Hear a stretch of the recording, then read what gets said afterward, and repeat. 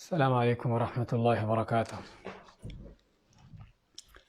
الحمد للہ رب العالمین والصلاة والسلام علی رسولہ الکریم وعلی آلہ وصحبہ ومن سار علی نہجہ الی یوم الدین وسلم تسلیما کثیرا، اما بعد، اللہم ارزقنا علما نافعا وعملا متقبلا ورزقا طیبا۔ آج انشاءاللہ ہم اللہ کے فضل توفیق سے کتاب التوحید کا درس لیں گے، جس میں ہم نے سابقہ درس میں باب نمبر 4 لیا تھا، اور آج انشاءاللہ باب نمبر 5 لیں گے، جس میں ہے توحید کی تفسیر اور کلمہ لا الہ الا اللہ کی شہادت کا مفہوم۔ توحید کی تفسیر یعنی توحید کا کیا معنی ہے، اور کلمہ لا الہ الا اللہ کی شہادت کا کیا مفہوم ہے۔ ہم سب سے پہلے باب کی کتاب کے ساتھ یا سابقہ ابواب سے اس کی مناسبت کا ذکر کیا کرتے ہیں، تو چنانچہ یہاں پر بھی اس باب کی کیا مناسبت ہے کتاب التوحید اور سابقہ ابواب کے ساتھ۔ سابقہ ابواب جو ہم نے پڑھے ہیں اس میں ہم نے توحید کی اہمیت کو جانا کہ توحید بنیاد ہے ہر چیز کی۔ توحید کی فضیلت کے حوالے سے مختلف طرح سے اور مختلف جوانب سے اس کو ہم نے دیکھا، اور پھر توحید کے منافی جو شرک ہے اس کے بارے میں ہم نے پڑھا کہ شرک کیا ہوتا ہے، اور پھر توحید کی اور کلمہ لا الہ الا اللہ کی دعوت کا بیان ہوا تھا، جو سابقہ درس میں ہمارا موضوع تھا۔ اب اس کے بعد یہاں پر توحید کی تفسیر بیان کر رہے ہیں، کیونکہ آدمی جب ایک چیز کی فضیلت کو جانتا ہے، اس کی اہمیت کو پہچانتا ہے، اور اس کے مد مقابل جو خطرناک چیزیں ہیں وہ بھی وہ پہچان لیتا ہے، تو پھر اس کو شوق پیدا ہوتا ہے کہ دیکھوں کہ یہ توحید کیا چیز ہے۔ اور بلکہ ہم کہیں گے اس سے پہلے مزید یہ بھی، کیونکہ جب تک آپ کسی چیز کو جانیں گے نہیں، پہچانیں گے نہیں، آپ اس کی حقیقت کو نہیں اپنا سکتے۔ اور توحید کے حوالے سے بھی حقیقت یہ ہے کہ توحید کو صرف نام نہیں ہے جس کا کوئی معنی نہ ہو، کوئی صرف دعویٰ نہیں ہے بغیر کسی حقیقت کے، نہ کوئی تقریر ہے جو کر لی جائے، اور نہ ہی کتاب ہے کہ جو لکھ دی جائے تو توحید آ جاتی ہے، توحید پوری ہو جاتی ہے۔ بلکہ توحید وہ عظیم اور جلیل القدر اس معنی کا نام ہے جو اس عقیدے پر مشتمل ہے کہ جس عقیدے میں صرف ایک اللہ ہی کی طرف بندے کا رجحان ہو جاتا ہے، اسی طرف میلان ہو جاتا ہے، اور اللہ سے ہٹ کر کائنات کی ہر چیز سے انسان کا تعلق کٹ جاتا ہے۔ کٹنے کا معنی کہ اس کو کسی سے نہ امید ہے، نہ کوئی اس پر بھروسہ ہے، نہ کسی پر یقین ہے۔ یقین سے مراد یعنی وہ یقین جو اللہ پر ہونا چاہیے، تو ہر طرح کی اس کی امیدیں، ہر طرح کے اس کے تعلق اللہ کے ساتھ قائم ہو جاتے ہیں۔ تو یہ ہے توحید، جو صرف خالی نام نہیں ہے، کوئی دعویٰ ہے، بلکہ وہ حقیقت ہے، وہ عمل ہے۔ تو اس لیے جاننا ضروری ہے کہ توحید کا معنی ہے کیا، توحید کی تفسیر کیا ہے، اور جو کلمہ لا الہ الا اللہ پڑھ کے آپ توحید میں یا اسلام میں داخل ہوتے ہیں، اس کلمے کا معنی کیا ہے۔ تو چنانچہ اس باب میں ہم دیکھیں گے کہ مؤلف رحمۃ اللہ علیہ نے توحید کا معنی مختلف مثالوں سے بیان کیا ہے، مختلف مثالیں دے کر، اور یہ بتانے کے لیے کہ توحید میں کیا کیا چیزیں شامل ہیں۔ تو مختلف مثالوں سے توحید کا معنی بیان کیا ہے، کچھ آیتیں دی ہیں اور ایک حدیث کا ذکر کیا ہے۔ تو فرماتا اللہ تعالیٰ سورہ بنی اسرائیل میں، اولئک الذین یدعون یبتغون الی ربہم الوسیلۃ ایہم اقرب وَيَرْجُونَ رَحْمَتَهُ وَيَخَافُونَ عَذَابَهُ إِنَّ عَذَابَ رَبِّكَ كَانَ مَحْذُورًا۔ اللہ ماتا ہے کہ اولئک الذین، یہ لوگ جنہیں یہ مشرک پکارتے ہیں، یبتغون الی ربہم الوسیلہ، یہ خود اپنے رب کا تقرب حاصل کرنے کے لیے وسیلہ ڈھونڈتے ہیں،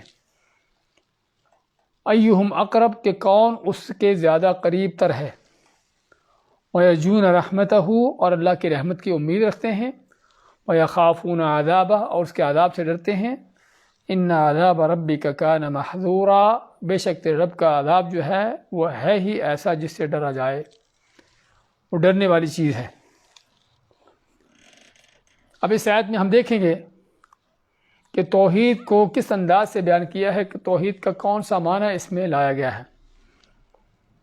اللہ فرماتا ہے اولئک الذین، یہ وہ لوگ جن کو یہ یدعون پکارتے ہیں، یعنی جن کو یہ مشرک لوگ پکارتے ہیں،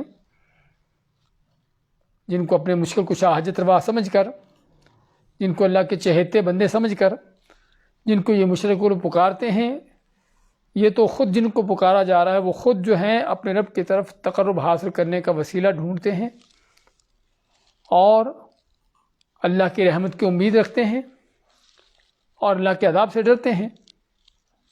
یعنی جن کو اپنی مشکل کشا حاجت روا تم مناتے ہو، ان کا تو خود یہ حال ہے کہ وہ خود محتاج ہیں، تو کیسے تم ایک محتاج کو اپنا مشکل کشا بنا رہے ہو؟ اور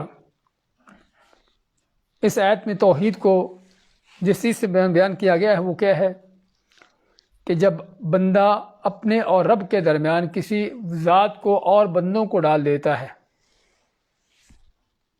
تو یہ توحید میں خلل ہے، بلکہ شرک ہے۔ ہم آگے چل کر وسیلے کے حوالے سے تفصیل پڑھیں گے کہ وسیلہ کیا ہے اور وسیلے کے کیا انداز ہیں اور کیسے یہ شرک ہے۔ اور حقیقت میں دنیا میں سب سے پہلا شرک اسی وسیلے کے ہی ذریعے پیدا ہوا۔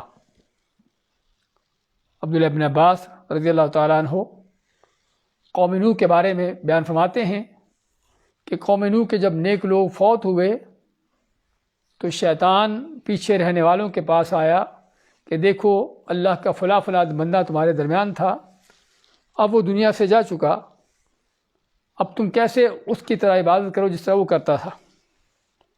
تو اس نسل کو شیطان نے ان کی قبروں پر جا بٹھایا، عبادت وہ وہاں پر اللہ ہی کی کرتے تھے لیکن قبروں کے پاس بیٹھ کر، اور آنے والی جو نسل تھی اس کو شیطان نے یہ سکھایا کہ تمہارے بڑے جو ہیں وہ انہی بزرگوں، انہی ولیوں کے واسطے وسیلے، انہی کے طفیل صدقے سے جو ہے اللہ سے مانگتے تھے اور دعائیں کرتے تھے۔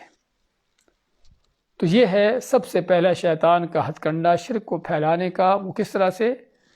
کون سا شرک ہے؟ وسیلے کا شرک، کہ جس میں بندہ اپنے اور رب کے درمیان، اللہ کے درمیان اوروں کو ڈال دیتا ہے، جبکہ اللہ تعالیٰ کو یہ چیز گوارا نہیں ہے کہ اللہ تعالیٰ اور بندے کے درمیان کو حائل ہو، کو اور بندہ اس کے درمیان، ان کے درمیان ڈالا ہو۔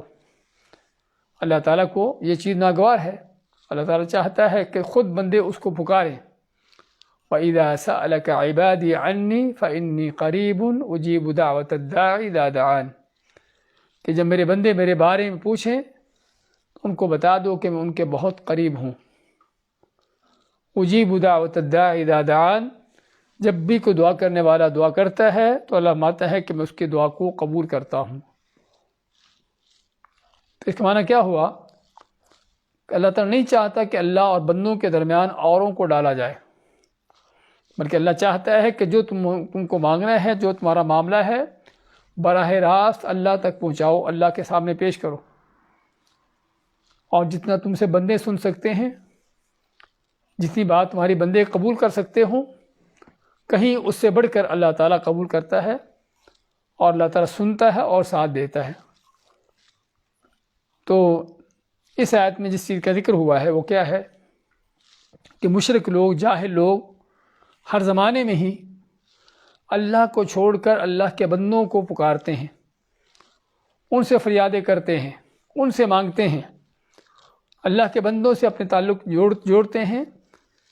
تو اللہ مانتا ہے کہ جن سے تم مانگ رہے ہو وہ تو خود محتاج ہیں، وہ خود اللہ سے مانگنے والے ہیں، وہ خود اللہ کا تقرب ڈھونڈ رہے ہیں کہ اللہ کے کون قریب ہو، تو کیسے تم ان سے مانگتے ہو جو اوروں کے محتاج ہیں؟ مانگنا اس سے چاہیے کہ جو کسی کا محتاج نہ ہو۔ تو اولئک الذین، یہ وہ لوگ مشرک لوگ جو ہیں، یدعون، جن کو پکارتے ہیں، یبتغون الی ربہم الوسیلہ، تو وہ تو خود اپنے رب کی طرف وسیلہ ڈھونڈتے ہیں، تلاش کرتے ہیں، اللہ کے نیک بندے، ایہم اقرب، اور اس بات کو جاننے کی کوشش کرتے ہیں، بلکہ اس دوڑ میں ایک دوسرے سے آگے بڑھتے ہیں، کس میں؟ ایہم اقرب، کہ کون ہے کہ جو اللہ کے زیادہ قریب ہو، اور ان کا حال کیا ہے اللہ کے ساتھ؟ وَيَرْجُونَ رَحْمَتَهُ، اللہ کی رحمت کی امید لگائے بیٹھے ہیں، وَيَخَافُونَ عَذَابَهُ، اور اللہ کے عذاب سے ڈرتے ہیں۔ تو جس بندے کا یہ حال ہو یا جس ہستی کا یہ حال ہو کہ وہ خود اوروں کا محتاج ہو، وہ خود اس چیز کے لیے اس کی کوشش ہو دوسروں کو خوش کرنے کی، دوسروں کو راضی کرنے کی، اور جس کو خود جو ہے اللہ کی رحمت کی امید، اس کے عذاب کا ڈر ہو، تو کیا ممکن ہے کہ یہ لوگ مشکل کشا حاجت روا بن جائیں؟ تو اسے ماتا اللہ تعالیٰ کہ جن کو تم پکارتے ہو، جن کو یہ مشرک لوگ پکارتے ہیں، وہ تو خود اللہ سے مانگتے ہیں۔ تو اس سے معلوم کیا ہوا؟ اس سے معلوم یہ ہوا کہ اللہ ہی سے ڈائریکٹ مانگو، براہ راست اللہ سے مانگو۔ ہاں، یہ توحید کہ اللہ ہی کے ساتھ براہ راست تمہارا رابطہ ہو، درمیان میں کسی بندے کو ڈالنے کی ضرورت نہیں، نہ ہی اللہ اس کی اجازت دیتا ہے، اور اسی لیے اس کو شرک کا نام دیا گیا۔ یعنی قوم نوح کا ہم نے اسی لیے ذکر کیا تھا کہ اصل اس چیز کا آغاز وہاں سے ہوتا ہے، اور اس وقت سے لے کر جو بھی کسی بھی دور میں، کسی بھی زمانے میں کوئی ایسا شخص پایا جاتا ہے کہ جو اس طرح کا شرک کرتا ہو، یعنی اللہ اور بندوں کے درمیان کسی اور کو ڈالتا ہو، وسیلہ تلاش کرتا ہو، یہ سبھی وہ لوگ ہیں جو اللہ کے توحید سے پھرے ہوئے ہیں، جو شیطان کے ہتھ کنڈے میں ہیں۔ تو اس آیت میں جو ہے اللہ کے ان نیک بندوں کا ذکر آیا ہے کہ جن کو لوگ اپنے مشکل کش حاجت روا خیال کرتے ہیں، حالانکہ اللہ مانتا ہے کہ وہ تو خود اللہ کے محتاج ہیں، ان کو تو خود کو اللہ کے عذاب کا ڈر ہے، وہ تو خود بذات خود اللہ کی رحمتوں کی امید لگائے بیٹھے ہیں، وہ تمہارے معاملات کیسے چلائیں گے اور تمہیں کیا دیں گے؟ اور اس آیت میں لوگوں کے جو معبود ہیں ان میں سے ایک قسم کا ذکر ہوا ہے۔ لوگوں کے جو مختلف طرح کے معبودات ہیں، 3 قسم کے ہیں۔ وہ 3 قسم کے کیا ہیں؟ ایک وہ لوگوں کے معبود ہیں جن کی لوگ عبادت پوجا کرتے ہیں، جو اللہ کے نیک بندے ہیں، کوئی نبی ہے، کوئی رسول ہے، کوئی اللہ کا ولی بزرگ ہے۔ انہوں نے اس بات کی تعلیم نہیں دی کہ لوگ ان کے فوت ہونے کے بعد ان سے فریادیں کریں، ان کا وسیلہ واسطہ لیں۔ تو ان اللہ کے نیک بندوں نے، نبی ہو یا رسول ہو یا کوئی اللہ کا نیک بندہ ہو، انہوں نے کوئی ایسی بات نہ تو کی ہے اور نہ ہی ان کو کرنے کا کوئی، یعنی کہ ان سے کوئی ایسی چیز صادر ہونے کا امکان تھا۔ اللہ تعالیٰ عیسیٰ علیہ السلام سے پوچھیں گے قیامت کے دن، کیا عیسیٰ تم نے کہا تھا اتخذونی و امی الہین من دون اللہ، کہ مجھے اور میری ماں کو اللہ کے سوا معبود بنا دو؟ کیا تم نے لوگوں کو کہا تھا؟ تو عیسیٰ علیہ السلام کیا فرمائیں گے؟ قال سبحانک ما یکون لی ان اقول ما لیس لی بحق، کہ تو پاک ہے، میرا حق نہیں کہ میں ایسی بات کہوں کہ جس کا مجھے حق نہیں، یا میرے لیے لائق نہیں کہ ایسی بات کہوں جس کا مجھے حق نہیں۔ تو عیسیٰ علیہ السلام صاف انکار کر دیں گے کہ انہوں نے تو بندوں کو اللہ کے عبادت کا حکم دیا تھا، ان اعبدوا اللہ ربی و ربکم، کہ عبادت کرو اس کی جو میرا اور تمہارا رب ہے، لیکن لوگ ہیں کہ جنہوں نے عیسیٰ علیہ السلام کو اللہ اور بندوں کے درمیان ڈال دیا، بذات خود اس کو اللہ بنا دیا۔ تو ہم بات کر رہے تھے کہ لوگوں کے جو معبودات ہیں اللہ کے سوا مختلف طرح کے ہیں۔ ایک تو اللہ کے نیک بندے ہیں کہ جو توحید کی دعوت دینے آئے تھے، شرک کے بدترین اور سخت اس کے خلاف تھے، لیکن لوگوں نے ان کے توحید کی دعوت کو چھوڑ کر جس شرک سے وہ روکنے آئے تھے اسی شرک کے ساتھ چلتے ہوئے ان کو اپنے مشکل کشا حاجت روا بنا لیا اور ان سے امیدیں لگا لی. اور دوسرے وہ لوگ ہیں جن کی عبادت کی جاتی ہے، وہ طواغیت ہیں، سرکش ہیں، ظالم ہیں، کہ جنہوں نے اپنے آپ کو خود ہی کو رب العالی بنا رکھا ہے. تو یہ کوئی شک نہیں کہ معبودات ہیں لوگوں کے. اور تیسرے وہ معبودات ہیں کہ جو جمادات ہیں، بے جان چیزیں ہیں، کوئی پتھر، درخت، اس طرح کی چیزیں ہیں. تو یہ تین طرح کے معبودات ہیں لوگوں کے. پہلی ان لوگوں کی قسم کہ جو اللہ کے نیک بندے ہیں اور نہیں چاہتے کہ اللہ کے ساتھ کوئی ذرہ برابر بھی شرک ہو، لیکن لوگوں نے ان کو اللہ اور اپنے درمیان ڈال دیا اور ان کے وسیلے واسطے سے دعائیں شروع کر دیں. اور دوسرے وہ کافر، ان کے طواغیت ہیں جو خود اپنی عبادت کرواتے ہیں لوگوں سے. اور تیسری وہ چیزیں جو یعنی کہ پتھر درخت ہیں کہ جن کی لوگ پوجا کرتے ہیں. تو یہاں پر جن کا ذکر ہو رہا ہے پہلی قسم ہے، وہ کون ہے؟ اللہ کے نیک بندے. اور تفسیر میں آتا ہے کہ ان کی نیکی کس قدر تھی، کس قدر ان کی نمازیں، ان کی ریاضتیں، ان کی عبادتیں، یہ ساری چیزیں تھیں. تو اللہ تعالیٰ فرماتا ہے کہ اگر تم ان سے مانگتے ہو جو خود اللہ کے محتاج ہیں، اگرچہ وہ خود اپنے آپ کو اپنے طور پر کتنے بھی نیک کیوں نہیں، لیکن اس کے باوجود وہ خود مختار نہیں، اللہ کے محتاج ہیں. تو اس آیت میں جس چیز توحید کی جو تفسیر کی گئی ہے وہ کیا ہے کہ اللہ اور بندوں کے درمیان کسی کو ڈالنا یہ بھی توحید کے خلاف چیز ہے. اللہ تعالیٰ کو یہ بھی چیز ناگوار ہے کہ تم اپنے اور اپنے رب کے درمیان کسی کو ڈالو. اللہ تعالیٰ چاہتا ہے کہ خود تم اس کو پکارو. یا میرے بندے میرے بارے میں پوچھیں تو ان کو بات بتا دو کہ میں ان کے بہت قریب ہوں. تو اس لیے اللہ تعالیٰ خود بندے سے سننا چاہتا ہے، نہ کہ اپنے اور بندے کو اپنے اور یعنی بندے کے درمیان کسی اور کو ڈالنا. اللہ تعالیٰ کو یہ چیز گوارا نہیں ہے. اس کے بعد دوسری آیت، وَإِذْ قَالَ إِبْرَاهِيمُ لِأَبِيهِ وَقَوْمِهِ إِنَّنِي بَرَاءٌ مِّمَّا تَعْبُدُونَ إِلَّا الَّذِي فَطَرَنِي فَإِنَّهُ سَيَهْدِينِ وَجَعَلَهَا كَلِمَةً بَاقِيَةً فِي عَقِبِهِ لَعَلَّهُمْ يَرْجِعُونَ.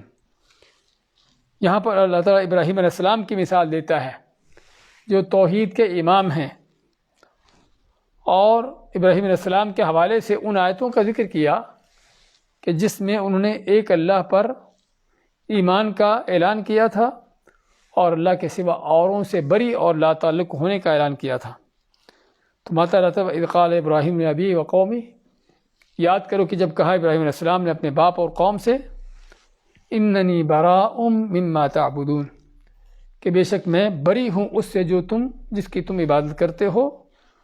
اور تعبدون سے مراد تدعون، کہ جن کو تم اللہ کے سوا پکارتے ہو میں ان سے بری ہوں. اور تعبدون کے اندر عبادت بھی ہے. الا الذی فطرنی، سوائے اس ذات کے جس نے مجھ کو پیدا کیا ہے، فإنہ سیہدین، کہ وہ مجھے ہدایت دے گا. اس آیت میں کیا ہے؟ اس آیت میں توحید کا ایک اور معنی بیان کیا گیا ہے. وہ کیا ہے کہ اس وقت تک توحید نہیں جب تک توحید کے منافی شرک و کفر سے براءت نہیں. اس وقت تک توحید ممکن نہیں کہ جب تک توحید کے خلاف جو کفر و شرک ہے اس سے آدمی بری نہ ہو جائے. یعنی لا الہ الا اللہ بھی پڑھتا رہے اور اللہ کے سوا اوروں کو بھی ان سے امیدیں لگائے بیٹھے ہو. ہاں، یہ توحید نہیں ہے. بلکہ توحید کیا ہے کہ صرف ایک اللہ پر ایمان، اس کی توحید، اور اس کے برخلاف جو بھی چیز ہے اس کا انکار. تو اللہ تعالیٰ نے ابراہیم علیہ السلام کی یہ مثال ہمارے سامنے پیش کی ہے. وَإِذْ قَالَ إِبْرَاهِيمُ لِأَبِيهِ وَقَوْمِهِ، کہ کہا ابراہیم علیہ السلام نے اپنے باپ اور اپنی قوم سے اننی، کہ بے شک میں براء بری ہوں، لا تعلق ہوں، مما تعبدون، اس سے جس کی تم عبادت کرتے ہو، الا الذی فطرنی، سوائے اس ذات کے جس نے مجھے کو پیدا کیا، فإنہ سیہدین، پس وہی مجھے ہدایت دے گا. کیا مطلب ہوا الا الذی فطرنی؟ ہاں، اس جملے کے اندر پہلے جملے میں جو کافروں کا عقیدہ بیان کیا گیا تھا اور اس سے ابراہیم علیہ السلام نے برات کا اعلان کیا تھا، تو اس آیت میں اس برات کے اعلان کی وضاحت کرتے ہیں کہ مشرکوں کے جو معبودات ہیں کیا ان سبھی سے ابراہیم علیہ السلام بری ہیں، یا کہ کچھ ایسے بھی ہیں کہ جن سے ابراہیم علیہ السلام کی برات نہیں ہے. ہاں، تو اس لیے فرمایا الا الذی فطرنی، سوائے اس ذات کے جس نے ان کو پیدا کیا. مطلب کیا ہے کہ میں تمہارے جتنے بھی جھوٹے معبود ہیں، باطل معبودات ہیں، ان سبھی کا انکار کرتا ہوں اور ان سبھی سے برات کا اعلان کرتا ہوں، اور سوائے ایک رب کے، ایک اللہ کے، جس کو اس سے برات کا اعلان نہیں کرتا۔ تو اس سے ایسے معلوم کیا ہوا؟ اس سے ایسے معلوم ہوا کہ ابراہیم علیہ السلام کی قوم اگرچہ مشرک تھی، کافر تھی، لیکن اس کے ساتھ ساتھ اللہ کی عبادت بھی کرتی تھی، کیونکہ ابراہیم علیہ السلام کا فرمان الا الذی فطرنی، میں تمہارے معبودوں سے بری ہوں سوائے اس ذات کے جس نے پیدا کیا۔ اس کا مطلب کہ ابراہیم علیہ السلام کی قوم اللہ کی عبادت بھی کرتے تھے، لیکن اللہ کی عبادت کے ساتھ اوروں کو شریک کر دیتے تھے، اور یہ قاعدہ کلیہ ہے کہ اللہ تعالیٰ کے ہاں وہ عبادت ہی نہیں رہتی کہ جس عبادت میں اوروں کو بھی شریک کر دیا گیا ہو۔ تو اس لیے فرمایا الا الذی فطرنی، سوائے اس ذات کے جس نے مجھ کو پیدا کیا ہے۔ تو اس کے پتہ چلا کہ ابراہیم علیہ السلام کی قوم کافر مشرک تھے، لیکن وہ بتوں کی پوجا کے ساتھ ساتھ اللہ کی عبادت بھی کرتے تھے۔ تو ابراہیم بات ہے کہ اس ذات کے سوا جس نے مجھ کو پیدا کیا، اور یہ فطرنی کا لفظ بھی ہمیں کیا معنی دیتا ہے؟ اس کے اندر بھی دو بڑے معنی ہیں۔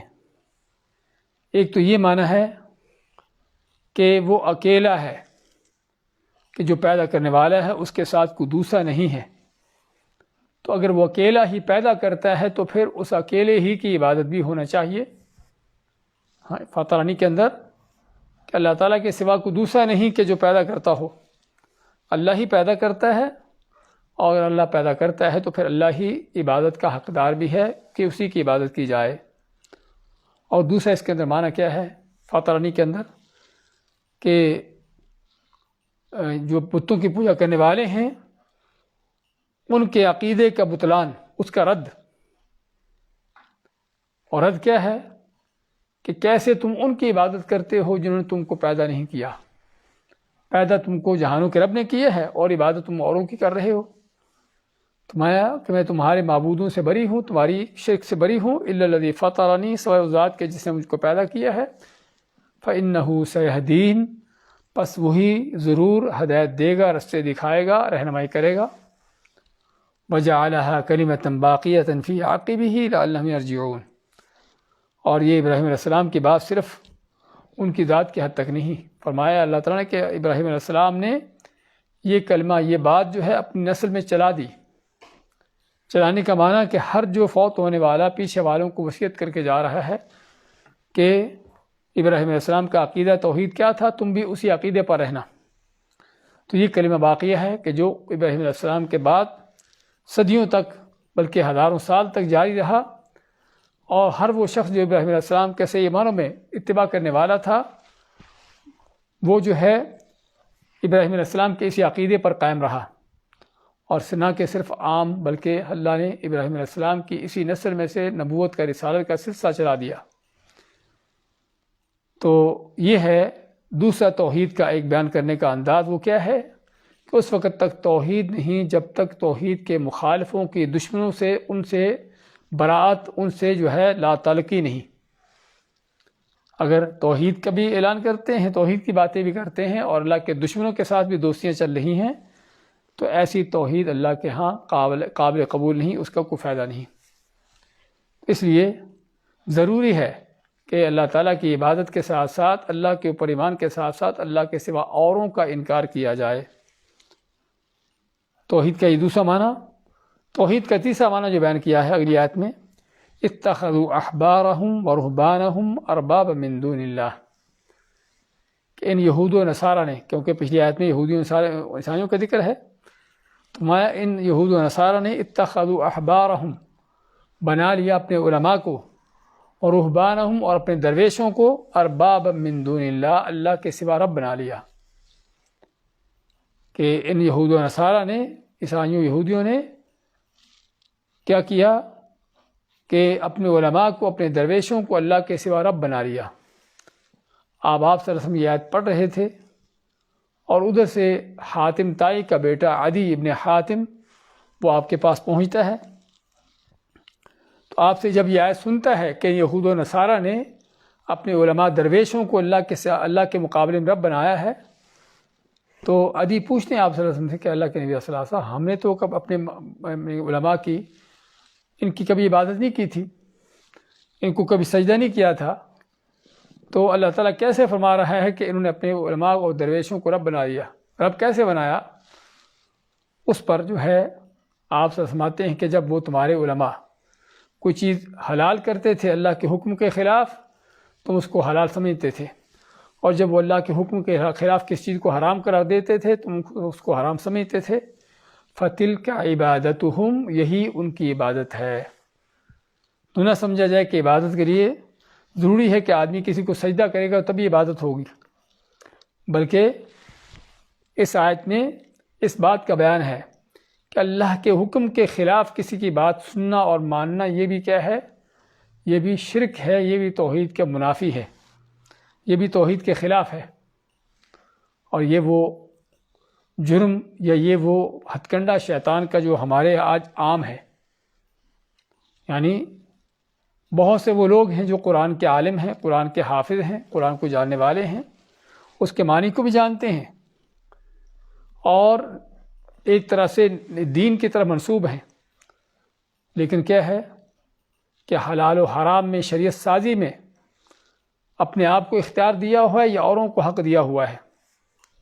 تو یہ لوگ کوئی شک نہیں کہ کیا ہے کہ اس شرک میں مبتلا ہیں کہ جو شرک کسی اللہ کے سوا کسی کی عبادت کو پوجنے کا ہے، جس کو شرک الطاعہ کا نام دیا جاتا ہے، کہ اطاعت میں شرک، کیونکہ شریعت سازی کا حق جو ہے صرف اللہ کی ذات کو ہے، اور جب بھی آدمی یہ حق اللہ سے ہٹ کر، اللہ سے چھین کر کسی ہاتھ میں دینے کی کوشش کرے گا تو یہی بڑا شرک ہے جس کو اللہ نے کفر قرار دیا ہے۔ تو مایا یہود و نصارہ کے بارے میں اتخذوا احبارهم ورهبانهم اربابا من دون اللہ، کہ انہوں نے اپنے علماء کو، اپنے درویشوں کو رب بنا لیا اللہ کے سوا، کہ جب ان کے علماء درویش کسی چیز کو حلال کہتے اللہ کے حکم کے خلاف تو اس کو حلال سمجھتے، جب وہ اللہ کے حکم کے خلاف کسی چیز کو حرام قرار دیتے تو اس کو حرام سمجھتے۔ تو فَتِلْكَ عِبَادَتُهُمْ، یہی ان کی عبادت تھی۔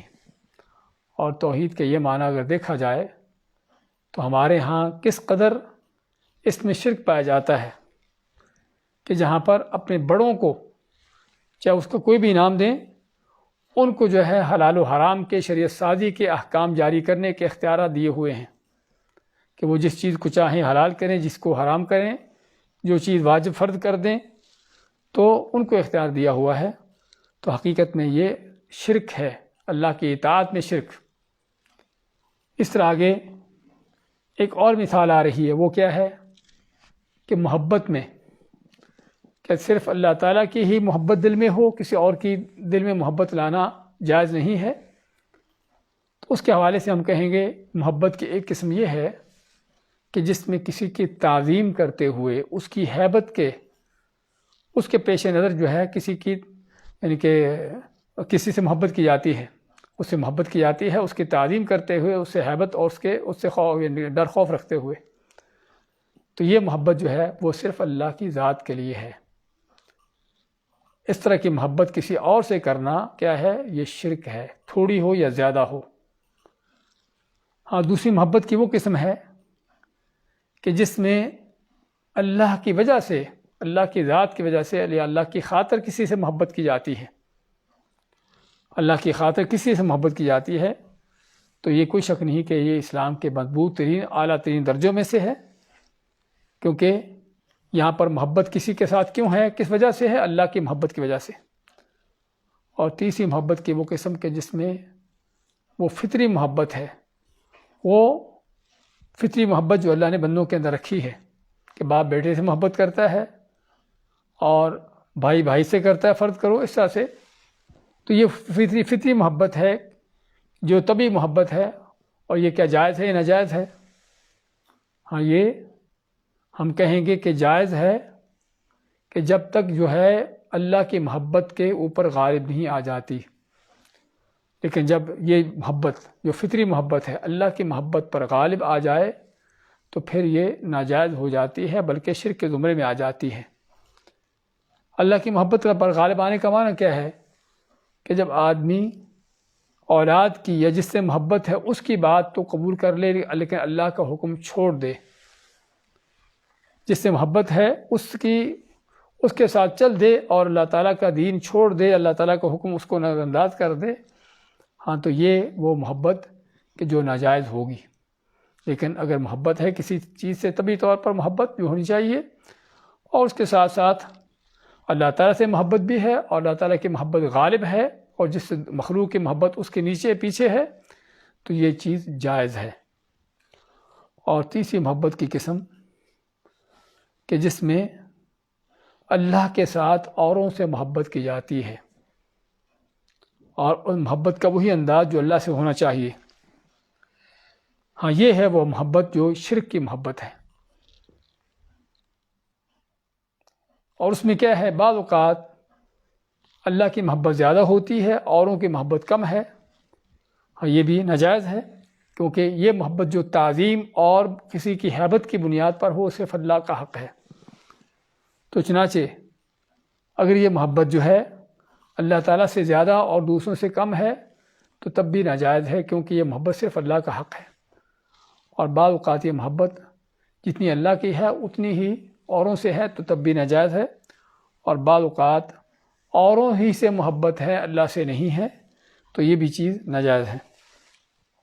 تو بات کر رہے تھے وَمِنَ النَّاسِ مَن يَتَّخِذُ مِن دُونِ اللَّهِ أَندَادًا يُحِبُّونَهُمْ كَحُبِّ اللَّهِ، اس آیت کی تفسیر میں کہ محبت میں شرک کہ لوگوں میں سے کچھ وہ بھی ہیں کہ جو اللہ کے سوا اوروں کو اللہ کے شریک بنائے بیٹھے ہیں، يُحِبُّونَهُمْ كَحُبِّ اللَّهِ، وہ ان سے اتنی ہی محبت کرتے ہیں جس طرح اللہ سے محبت ہونی چاہیے۔ تو اللہ تعالیٰ نے ان لوگوں کو مذمت کی ہے ان کی کہ جو اوروں سے، اللہ سے علاوہ اوروں سے محبت کرتے ہیں، اتنی محبت جو اللہ سے ہونی چاہیے، اس کے باوجود ان کی مذمت ہے۔ تو کیا خیال ہے کہ اگر کسی کو اللہ سے محبت کم ہو اور دوسروں سے زیادہ ہو تو یہ اس سے بڑھ کر ہے، اور اس سے بھی زیادہ بڑھ کر کیا ہے کہ جب اللہ سے محبت ہو ہی نہ ہو ہی دوسروں سے، جو آج بہت سے اسلام کے دعوے داروں کا حال ہے کہ اللہ سے محبت نہیں ہے، اور محبت نہ ہونے کی وجہ کیا ہے، یا محبت نہ ہونے کی دلیل کیا ہے کہ اللہ کا حکم آئے اس کو توڑ دیا، چھوڑ دیا، کوئی پرواہ نہیں، اللہ کی نافرمانیاں کرتے گئے، کوئی پرواہ نہیں۔ تو لیکن جب کسی دوسرے کی بات آتی ہے، کسی دوسرے کا حکم آتا ہے تو فوراً اس کے سامنے سر جھکا دیا، فوراً اس کو قبول کر لیا۔ اس کا معنی کیا ہے کہ اللہ کی محبت نہیں ہے، اوروں کی ہے، اور اگر اللہ کی محبت نہیں اوروں کی ہے تو یہ وہ کھلا شرک ہے کہ جس سے آدمی دین سے خارج ہو سکتا ہے۔ تو اس لیے مایا وَمِنَ النَّاسِ، لوگوں میں سے کچھ وہ بھی ہیں، مَن يَتَّخِذُ مِن دُونِ اللَّهِ أَندَادًا يُحِبُّونَهُمْ كَحُبِّ اللَّهِ، کہ جو اللہ کے ساتھ ایسے شریک بناتے ہیں کہ جن سے محبت کرتے ہیں جس سے اللہ سے محبت ہوتی ہے، یہ ہونی چاہیے۔ وَالَّذِينَ آمَنُوا أَشَدُّ حُبًّا لِلَّهِ، اللہ ماتا کہ جب کہ ایمان والے جو ہیں وہ کہیں اس سے بڑھ کر ہیں اللہ کی محبت میں، ان کی محبت اللہ کے لیے، ان کی محبت جو ہے زیادہ شدید اور بڑھ کر ہے۔ کیسے ایمان والوں کی محبت مشرکوں سے بڑھ کر ہے؟ ہاں، مشرک کی محبت ہوتی ہے اپنے مفاد کے پیش نظر، وہ کسی چیز کو پوجتا ہے تو اس میں دیکھتا ہے کہ مجھے ملے گا کیا، لیکن مومن کی محبت بے لوث ہوتی ہے، اغراض سے بالاتر ہوتی ہے، صرف اللہ کو راضی کرنے کے لیے ہوتی ہے۔ اس کو، مومن کو اس چیز سے کوئی نہیں کہ اس سے کیا مجھے ملے گا اور کیا نہیں ملے گا۔ ہاں، کافر مشرک جس سے محبت کرتے ہیں صرف مفادات کی خاطر سے ان سے کچھ ملتا ہے، کچھ ملے گا، لیکن مومن کی محبت اللہ کے لیے خالص ہے، بے لوث ہے، جس میں کس طرح کی کوئی ملاوٹیں نہیں ہیں۔ اور دوسری یہ بھی چیز کہ مشرک کی محبت جو ہے وہ خالص نہیں ہوتی، اللہ سے بھی کر رہا ہے اور دوسروں سے بھی کر رہا ہے، ملاوٹ ہے، جبکہ مومن کی محبت خالص ہے جس میں کوئی کس طرح کی ملاوٹ نہیں ہے۔ تو یہ محبت کے حوالے سے چند چیزیں کہ کیسے جو ہے محبت بھی شرک بن جاتی ہے جب اللہ کے سوا اوروں سے کی جائے۔ اس کے بعد نبی اکرم صلی اللہ علیہ وسلم کی حدیث ہے، آپ فرماتے ہیں من قال لا الہ الا اللہ وکفر بما یعبد من دون اللہ، کہ جس نے یہ کہا کہ اللہ کے سوا کوئی عبادت کے لائق نہیں، اور اللہ کے سوا اوروں کی جو پوجا عبادت کی جاتی ہے اس سے انکار کیا۔ انکار کرنے کا معنی کہ اس کا رد کیا، اس کو نہ مانے، اور بلکہ اس کے خلاف چلے، معبودان باطلہ کا انکار کیا، اسے کفر کیا، تو جس شخص نے کلمہ لا الہ کا اقرار کر لیا اور معبودان باطلہ اور کفر کا انکار کیا تو اس کا خون اور مال جان دونوں محفوظ ہو گئے، اور باقی اس کا حساب اللہ پر۔ کیا مطلب؟ کہ جس نے لا الہ الا اللہ کا کلمہ کہہ دیا دل کی گہرائیوں سے، سوچ سمجھ کر اور اس کے تقاضوں کو دیکھتے ہوئے، اور صرف لا الہ الا اللہ کہنے پر اکتفا نہیں کیا، نہ تو کلمہ پڑھ کر پڑھنا ہی کافی سمجھا ہے، اور نہ صرف کلمے کو دل میں اتارنا کافی سمجھا ہے، اور نہ دونوں ہی عمل دل میں اتار لیا، کلمہ زبان سے بھی ادا کر دیا، دونوں عملوں کو ہی، یعنی کہ دونوں ہی عمل موجود ہیں، لیکن پھر بھی اللہ کے لیے خالص نہیں محبت، یعنی کہ اللہ، یعنی کہ پھر بھی ہے اوروں کا انکار نہیں ہے، یعنی ایک اللہ کی وحدانیت کا اقرار ہے لیکن اوروں کا انکار نہیں، تو پھر بھی توحید نہیں۔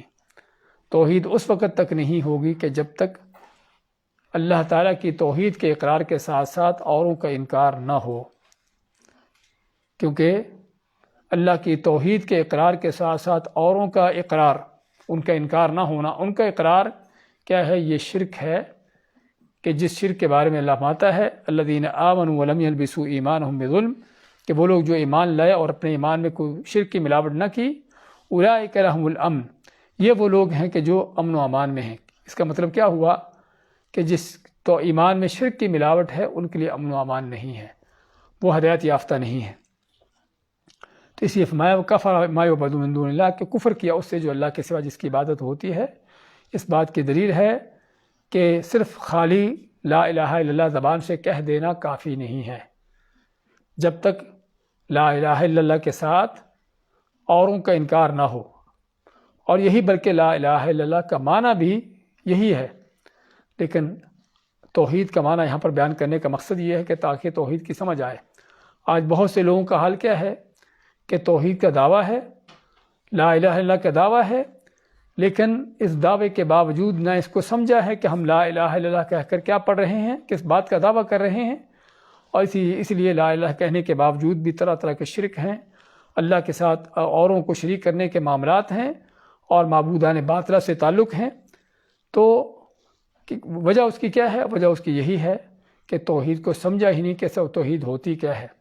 سمجھے کہ صرف لا الہ الا اللہ پڑھ لیا تو ہم واحد بن گئے، اس کے معنی کا پتہ ہو یا نہ ہو، اس کے تقاضے پورے کیے ہوں یا نہ کیے ہوں، تو توحید یہ نہیں ہے۔ بلکہ توحید جس طرح ہم نے پڑھا ہے ان ساری آیتوں کے اندر، مختلف مؤلف نے مثالیں پیش کرتے وعدے کیا ہے کہ توحید کس کس طرح سے ہر میدان میں اور ہر طرف اور ہر لحاظ سے ہر چیز کو شامل ہے، چاہے وہ براہ راست اللہ سے تعلق کے حوالے سے ہو، یا اللہ کے علاوہ اوروں سے برات کے حوالے سے ہو، یا خالص اللہ کی اطاعت کے تعلق سے ہو، اوروں کی اطاعت نہ ہو، اور ایسے ہی اللہ کی محبت میں آدمی خالص ہو، اس کے ساتھ کسی کو شریک نہ کیا جائے، اور اس طرح لا الہ الا اللہ پڑھنے کے ساتھ ساتھ جب تک کفر کا انکار نہ کیا جائے اس وقت تک توحید نہیں ہے۔ تو یہاں پر ہمیں توحید کو سمجھنے کی ضرورت ہے اس باب میں کہ توحید کا معنی صرف کوئی خالی باتیں نہیں، کوئی خالی دعوے نہیں ہیں، بلکہ اس کے پیچھے یہ حقیقتیں ہیں۔ اس کے بعد مسائل ہیں جو ہم لیتے ہیں کہ سب سے پہلا مسئلہ، اس میں سب سے اہم مسئلہ توحید اور کلمہ لا الہ الا اللہ کی گواہی دینے کی تفسیر ہے، جسے متعدد آیات اور احادیث میں واضح کیا گیا ہے کہ توحید کا معنی کیا ہے، لا الہ الا اللہ کا معنی کیا ہے۔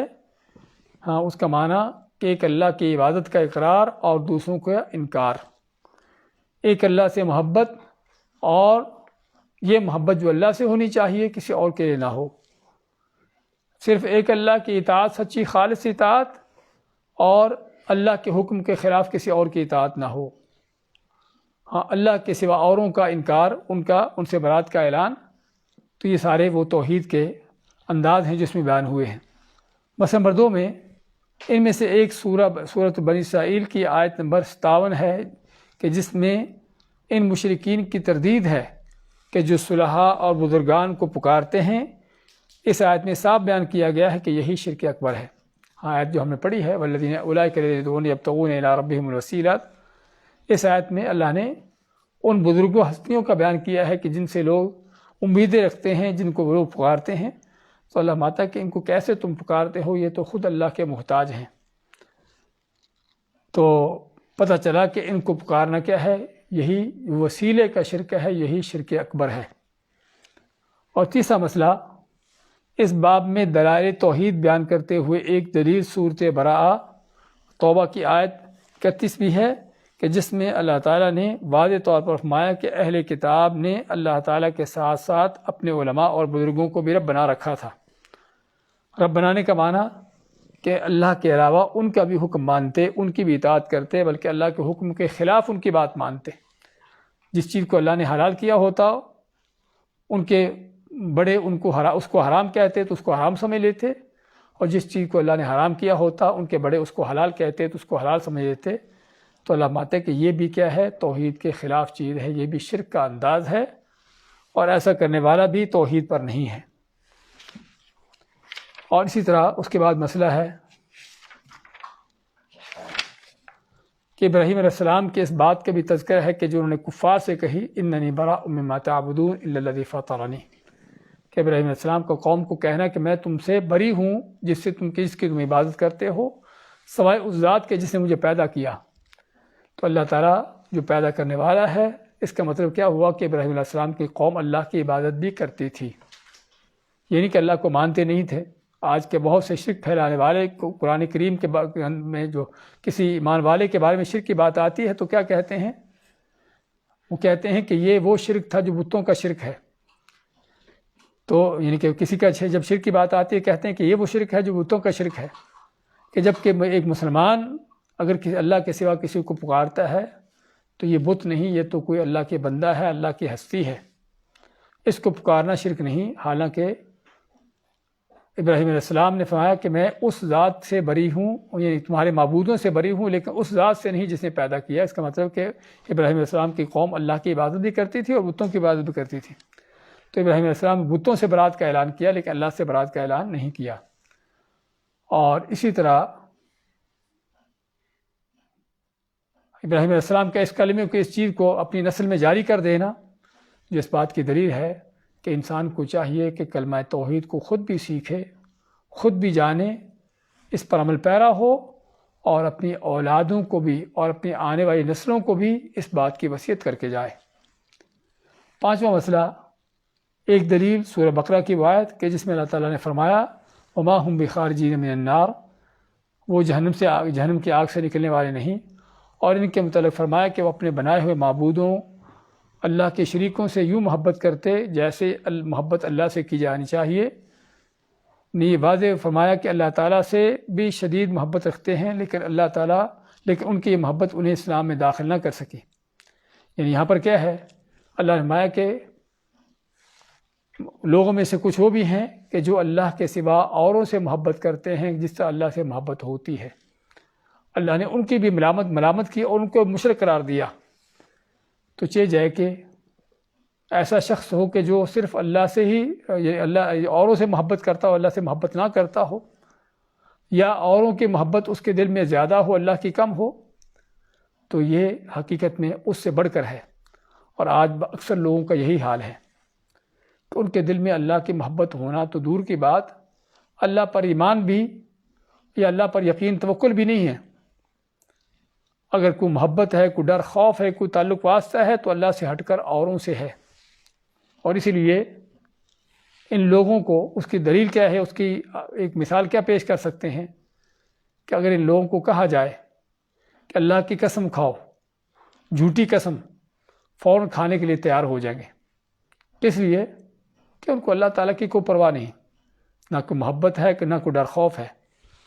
لیکن اگر ان کو کہا جائے کہ اپنے بابا جی کی یا اپنے بڑے کی قسم کھاؤ تو وہاں پر فوراً رک جائیں گے، اور اگر واقعی ہی وہ صحیح ہوگا، سچا ہوگا تو اس کی قسم کھا لے گا، اگر جھوٹا ہوگا تو اس کی قسم نہیں کھائے گا۔ کس لیے؟ کیونکہ اس کو اس بات کا کھٹکا ڈر ہے کہ اگر جھوٹی قسم کھائی تو بابا جی بزرگ کوئی نقصان کر دیں گے۔ اللہ کی جھوٹی قسم کھاتے ہوئے کوئی پرواہ نہ تھی۔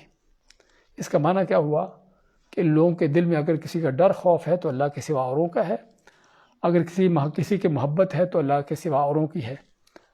اور یہ اللہ نے اسی کو شرک قرار دیا ہے۔ انداز جمع ند کی، اور ند کے معنی کیا ہوتا ہے کہ جو کسی کے مد مقابل ہو۔ تو یہ اللہ تعالیٰ جس طرح اللہ تعالیٰ ہے اسی طرح اللہ تعالیٰ کے مقابلے میں اوروں کو لا کے کھڑا کر رہے ہیں۔ جس طرح اللہ سے محبت ہونی چاہیے یہی محبت اور اللہ سے ہٹ کر اوروں سے کر رہے ہیں، تو یہی شرک کا رہا، اسی کا نام شرک ہے۔ اور اللہ نے اس لیے فرمایا ان لوگوں کا حال بیان کرتے ہوئے، انجام بیان کرتے ہوئے، وما ہم بخارجین من النار، کہ ان کا جرم اتنا بڑا جرم ہے کہ جس کی پاداش میں جہنم میں جائیں گے اور سے نکلنے کا کوئی رستہ بھی ان کے پاس نہیں ہوگا۔ تو یہ تھے آج کے باب کے چند مسائل۔ تو آج کے باب کا خلاصہ یہ ہے کہ مؤلف نے اس میں توحید کی تفسیر بیان کی ہے، لا الہ الا اللہ کا مفہوم بیان کیا ہے، اور اس کو بیان کرنے کے لیے انہوں نے چند مثالیں دی ہیں کہ جسے پتہ چلتا ہے کہ یہ بھی توحید کے میں شامل ہے، یہ بھی عقیدہ کا موضوع ہے، کہ جس میں ایک وسیلے کا ذکر کیا کہ جب اللہ اور بندوں کے درمیان کسی اور کو ڈال دیا جاتا ہے، اور دوسرا اللہ تعالیٰ کی عبادت تو اسی وقت ہوگی جب اوروں سے بری ہوں گے، ممکن نہیں کہ اللہ کی عبادت بھی کرتے رہیں اوروں کی بھی چلتی رہے۔ اور اسی طرح توحید کا معنی کہ اللہ کی توحید اس وقت تک ممکن نہیں جب تک آدمی اللہ کی اطاعت میں سچا نہیں، جب تک اس کی اللہ کی اطاعت اس کے لیے خالص نہیں، تو اس وقت تک بھی توحید نہیں۔ اگر اس کے خلاف معاملہ ہے تو پھر تو یہ شرک ہے، جو شرک فی الطاعہ ہے۔ اس طرح محبت کے حوالے سے کہ اللہ تعالیٰ سے ہی سچی محبت ہونی چاہیے، اور اوروں سے وہ محبت کا انداز نہ ہو جو اللہ کے لیے ہوتا ہے، تو اس حد تک تو جائز ہے، یعنی اوروں سے محبت کا وہ انداز نہ ہو جو اللہ کے لیے ہونا چاہیے، تو یہ تو جائز ہے۔ لیکن اگر اوروں سے بھی وہ محبت ہے جو اللہ کے لیے ہوتی ہے تو یہ شرک ہے چیز۔ اور اس سے بڑھ کر شرک کیا ہے کہ اوروں سے محبت زیادہ ہو، اللہ سے کم ہو، اور اس سے بڑھ کر یہ ہے کہ اوروں سے ہی محبت ہو، اللہ سے ہو ہی نہ۔ اور پھر حدیث میں اس چیز کا بیان ہوا ہے کہ کلمہ لا الہ الا اللہ جو ہے اس وقت تک اس کے تقاضے پورے نہیں ہوتے، اس وقت تک یہ کلمہ صحیح انداز سے آدمی ادا نہیں کر سکتا جب تک اوروں کے ساتھ ان کے کفر نہ کیا جائے، اللہ کے سوا جن کی عبادت کی جاتی ہے اس کا انکار نہ کیا جائے۔ تو یہ ہے لا الہ الا اللہ کا تقاضا، اس کا مفہوم، اس کا معنی، کہ اس وقت تک اللہ کی توحید نہیں جب تک اللہ کے سوا اوروں کا انکار نہیں۔ اور یہی لا الہ الا اللہ ہم پڑھتے ہیں کہ لا الہ کے معنی کوئی معبود نہیں، ہر طرح کے معبودوں کا انکار، کہ کوئی بھی نہیں، کوئی عبادت کے لائق نہیں الا اللہ سوائے اللہ کے۔ تو اس توحید کو سمجھنے کی ضرورت ہے۔ جب توحید یہ سمجھ آتی ہے انسان کو تو پتہ چلتا ہے کہ توحید کیا ہوتی ہے، ورنہ کلمے پڑھنے کے باوجود بھی اوروں سے تعلق، اوروں سے امیدیں، اوروں کا انکار نہ کرنا، ہاں اس چیز کو اللہ نے توحید کا نام نہیں دیا۔ بارک اللہ فیکم و جزاکم اللہ خیر۔ ایک سوال آیا ہے کہ کئی دفعہ دو نیکی کے کام ہی ہوتے ہیں، لیکن ایک میں زیادہ جوش سے کرتا ہوں، غلے سے کرتا ہوں، اور اس میں محبت زیادہ ہوتی ہے، اور دوسرا نیکی کام شاید اتنی محبت اتنے جوش سے نہیں کرتا۔ اور کئی دفعہ یہ بھی ہوتا ہے کہ جس میں محبت کم ہے وہی زیادہ اجر والا کام ہے اللہ کے نزدیک۔ تو کیا یہ بھی شرک کے زمرے میں آتا ہے؟ اور اگر اس طرح ہے تو اس کو ٹھیک کس طرح کیا جا سکتا ہے؟ یہ سوال کیا گیا ہے کہ بعض اوقات کوئی کام، دو کام ہیں، تو ان دونوں کاموں میں سے ایک کام، یعنی کہ دو نیکی کے کام ہاں ہے، دو ایک زیادہ اچھے طریقے سے ہاں کرتا ہے، دو نیکی کے کام ہی ہیں، لیکن ایک کام میں اس کا دل زیادہ جمتا ہے، سمجھے نا، زیادہ اس کو اچھے طریقے سے کرتا ہے، زیادہ دلچسپی سے کرتا ہے، حالانکہ اس کا جو ممکن ہے جو اجر بیان ہوا وہ کم ہو۔ اور دوسرا وہ کام ہے کہ جس کو وہ یعنی کہ محبت نہیں، اس کو دلچسپی نہیں ہے، حالانکہ اس کا اجر ممکن ہے زیادہ ہو۔ دیکھیے اس کا جواب کیا ہے، اس میں ابن تیمیہ رحمۃ اللہ علیہ، ابن قیم رحمۃ اللہ علیہ نے بہت ان چیزوں کا اچھا جواب دیا ہے۔ وہ کیا ہے کہ اصل جو ہے وہ انسان یہ دیکھے کہ اس کا دل کس چیز پر جمتا ہے، کہاں پر اس کو اللہ کے ساتھ اس کا تعلق زیادہ قائم ہوتا ہے۔ تو جس چیز میں اس کا تعلق اللہ کے ساتھ زیادہ قائم ہوگا، ہاں یہ وہ چیز ہے کہ جو اصل عبادت ہے، اور اجر بھی اسی میں زیادہ ہے۔ ہاں بعض اوقات دیکھنے میں اجر ممکن دوسری چیز میں زیادہ نظر آتا ہو، لیکن اگر دوسری چیز میں جس میں اجر زیادہ ہے لیکن اس کا دل نہیں لگ رہا، دلچسپی نہیں ہے، تو وہ پھر اس کے لیے اجر وہ نہیں ہوگا جو اس میں ہونا چاہیے۔ اس کی مثال کیا دیتے ہیں ابن تیمیہ رحمۃ اللہ علیہ، ان سے بات منسوب کی جاتی ہے کہ انہوں نے کہا ہے کہ اللہ کی راہ میں جہاد میں چند گھڑیاں وہ حجر اسود کے پاس لیلۃ القدر کو گزارنے سے زیادہ بہتر ہے۔ حالانکہ حجر اسود کہاں پر ہے؟ بیت اللہ میں لگا ہوا، جگہ کے لحاظ سے پوری روئے زمین کی سب سے افضل جگہ ہے، کوئی شک نہیں، اور لیلۃ القدر بھی کہ جو اپنے وقت کے لحاظ سے سب سے افضل وقت ہے۔ تو اگر کوئی لیلۃ القدر کو حجر اسود کے پاس بیٹھ کر عبادت کرتا گزار دے تو کہتے ہیں کہ اس سے زیادہ بہتر کیا ہے کہ جو اگر اس کے اللہ کی راہ میں جہاد کرتے ہوئے، اللہ کی راہ میں قربانی دیتے ہوئے جو اس کے لمحات گزرتے ہیں۔ فرق کیا ہے؟ فرق یہی جو سوال کرنے والے نے کیا ہے کہ حجر اسود کے پاس بیٹھ کر عبادت کرنے میں اللہ کے ساتھ وہ تعلق قائم نہیں ہوتا کہ جو میدان جنگ میں ہے، کہ جہاں پر ہر طرف خطرات ہیں، ہر طرف موت کے پہرے ہیں، اور جہاں پر جو ہے ہر لحاظ سے آدمی کا اللہ کے ساتھ تعلق قائم ہوتا ہے، جبکہ یہ چیز جو ہے ممکن حجر اسود کے پاس بیٹھ کر حاصل نہ ہو۔ تو اس لیے بات کر رہے تھے کہ بعض اوقات دیکھنے کو ایک چیز زیادہ اجر والی معلوم ہوتی ہے، جس طرح کہ حجر اسود بیت اللہ کے پاس ہو کر اور رات لیلۃ القدر میں کوئی شک نہیں کہ اجر اس میں زیادہ نظر آتا ہے، لیکن اللہ کے ساتھ تعلق میں مضبوطی وہ یہاں پر پیدا نہیں ہو سکتی جو میدان جنگ میں پیدا ہو۔ تو اس لیے میدان جنگ میں جو اللہ کے ساتھ تعلق مضبوط ہوتا ہے، اس لحاظ سے وہ زیادہ اجر والا ہے، وہ زیادہ بہتر ہے۔ اور یہ بات صرف ان کے کہنے کی نہیں بلکہ اس امت کے سلف صالحین کا بھی یہی انداز رہا ہے۔ عبداللہ ابن مبارک رحمۃ اللہ علیہ ان کے زمانے ہی کے یعنی بہت بڑے فقیہ اور عالم جو حرم کے امام تھے، فضیل بن عیاض، ان کو لکھتے ہیں کہ یا عابد الحرمین، کہ حرمین کی عبادت کرنے والے، اگر تو ہمیں دیکھے تو تجھے پتہ چلے کہ تو صرف کھیل رہا ہے۔ عبداللہ مبارک کہاں پر ہیں؟ میدان میں، میدان جنگ میں ہیں، اور فضیل بن عیاض کہاں ہیں؟ حرم میں ہیں۔ تو عبداللہ مبارک ان کو لکھتے ہیں کہ اگر تو ہمیں دیکھے، ہماری حالت کو دیکھے، اور جس انداز سے ہم اللہ کے دین کے لیے قربانی دے رہے ہیں، تجھے پتہ چلے گا کہ حرم میں بیٹھ کر، بیت اللہ میں بیٹھ کر جو کچھ کر رہا ہے یہ صرف اور صرف کیا ہے؟ یہ صرف ایک کھیل ہے، ایک انداز ہے بس۔ باقی میدانوں کے اندر جہاں گردنیں کٹتی ہیں، جہاں پر خون بہتے ہیں اور جہاں پر موت کے پیرے ہیں، وہاں پر اللہ کے ساتھ جو تعلق قائم ہوتا ہے وہ حتیٰ کہ مسجد حرام میں بھی نہیں ہو سکتا۔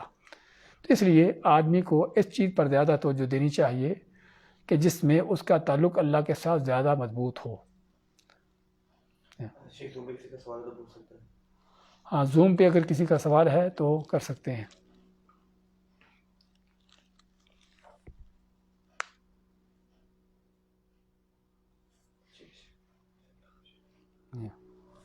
اللہ خیر کریں۔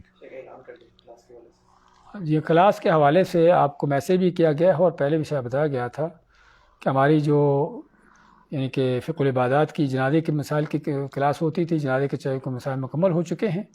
اس کے بعد ہماری روزوں کے مسائل یا کتاب الصیام ہم شروع کریں گے۔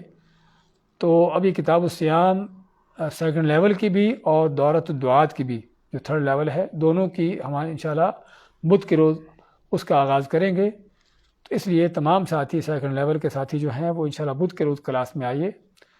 تو بدھ کے روز 7 بجے کلاس شروع ہوگی کہ جس میں یعنی کہ سیکنڈ لیول کے ساتھی بھی رہیں گے اور دعات بھی ہمارے دورۃ الدعات کے ساتھی اس میں رہیں گے۔ تو کتاب الصیام ہم انشاءاللہ اس میں شروع کریں گے، اور جس میں آپ کو فقہ المیسر کی یہ کتاب دی جائے گی اردو میں ترجمہ کر کے، اس کی PDF فائل آپ کو مل جائے گی انشاءاللہ عزیز۔ تو تمام ساتھی بدھ کے روز جو ہے 7 بجے کلاس میں انشاءاللہ حاضر ہوں۔ ایک چیز دوسری، ہم نے چونکہ جنازے کے مسائل مکمل کیے ہیں تو ہم چاہیں گے کہ اس کا امتحان ہو جائے تاکہ آپ کے لیے آخری امتحان میں، لاسٹ امتحان فائنل میں تھوڑی آسانی ہو جائے۔ تو اس کے لیے ہم اگلے ہفتے آپ کو اعلان کر دیں گے کہ کسی دن اس کے امتحان کا رکھیں گے ٹائم، کس دن آپ کو امتحان اس کا یعنی کہ اس کے پروگرام دیں گے، لیکن آپ لوگ اس کی تیاری رکھیں، جنازے کے مسائل اس کی تیاری رکھیں تاکہ اگلے ہفتے اس کا امتحان لے لیا جائے اور آپ اس سے فارغ ہو جائیں۔ اس کے بعد پھر ہم کتاب الصیام کا آگے آغاز کریں گے۔ بارک اللہ فیک، جزاکم اللہ خیر۔ ایک سوال ہے جی شیخ، قرآن میں بھی آتا ہے کہ انسان نے اپنے نفس کو اپنا الہ بنا دیا ہے، تو کیا اس طرح ہم کوئی بھی گناہ کرتے ہیں تو وہ شرک کے زمرے میں آتا ہے؟ ہاں یہ قرآن میں اللہ تعالیٰ کا فرمان ہے افرأیت من اتخذ الہہ ہوا، کیا تم نے دیکھا کہ جس نے اپنے نفس کو، اپنی خواہشات کو جو ہے وہ اپنا الہ بنا دیا ہے۔ اپنی خواہشات کو الہ بنانے کا معنی کیا ہے، یا کب جو ہے نفسانی خواہشات الہ بنتی ہیں؟ ہاں اس کے بارے میں علماء فرماتے ہیں کہ جب آدمی اپنی نفسانی خواہشات کا اسیر ہو جاتا ہے، اسی کے پیچھے چل پڑتا ہے کہ جو کچھ دل میں آیا، جو دل کی تمنا، بس اسی کو پورا کرنا ہے۔ تو یہ ہے جو اپنے نفس کو الہ بنانے کا معنی ہے۔ تو آدمی جب اس حد تک پہنچ جاتا ہے، اپنے نفس کے پیچھے چل پڑتا ہے، تو واقعی ہی کوئی شک نہیں کہ اس نے اپنے نفس کو اللہ کے مقابلے میں الہ بنا لیا ہے۔ جو نفس چاہتا ہے کرتا ہے، جس سے منع کرتا ہے رک جاتا ہے، اور جو تمنا اس کی ہوتی ہے وہ کر ڈالتا ہے۔ تو یہ وہ چیز ہے کہ جو مذموم چیز ہے۔ لیکن بعض اوقات آدمی کسی نفسانی خواہشات سے مغلوب ہو کر کوئی نافرمانی کر لیتا ہے، کوئی اس طرح کی چیز، بعض شاذ و نادر حالت میں، تو اس کو ہم شرک کا نام نہیں دیں گے۔ یعنی اللہ تعالیٰ یعنی کہ نفس جو ہے کب جو ہے شرک کے زمرے میں آتا ہے، نفس کی پوجا، کہ جب جو ہے آدمی اس کے پیچھے اس انداز سے چل پڑے کہ جس طرح اللہ تعالیٰ کو حکم ماننا ہے، بس اس کا حکم اسی طرح سے ماننا ہے۔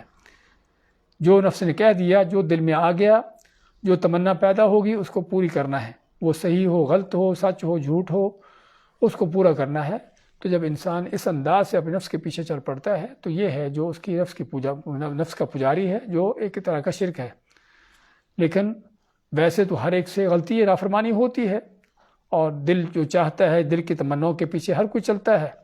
لیکن اگر چلنے کا انداز یہ نہیں کہ بلکہ یہ ہے کہ کبھی کبھار اس طرح کی چیز ہو، تو وہ پھر اس زمرے میں نہیں آتی۔ بارک اللہ فیکم، جزاکم اللہ خیر۔